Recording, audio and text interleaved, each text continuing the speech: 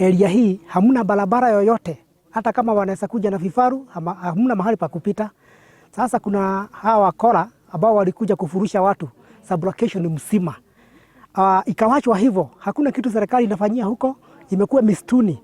Sasa mali yote ambayo inaibu area hii inarazwa pale. Tunaomba serikali wakati huu wasiende kulala, mali tunajua mahali imeenda, inaonekana mpaka saa hii na masho, wafuatilia wahakikishe hiyo mali yote imerejeshwa wenyewe. Tumeona Matiang'i ameenda Olmoran, akaanzisha district mara moja, akaanzisha police station mara moja, akapeleka askari mara moja.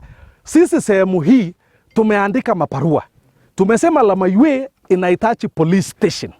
Tumesema Lamaiwe na sehemu hii ya Kapkechir inahitaji police station. Tumesema ile askari wenye wako Kasiela, RDU ile iko Kasiela, inatakana iende kwa mpaka. Kwa nini hiyo haijatekelezwa? Saa hizi hawa watu wamehangaika sana kwa sababu watoto hawajaenda shule. Tunaona kwamba mali yote ambayo ilikuwa hapa, ambayo ilikuwa ni tegemeo, sasa imekuwa ni shida kwa sababu mambo ya karo na mambo ya vyakula ni kitu ambacho kitakuwa sasa ngumu kwa hawa wakaaji wa Lamaiwe.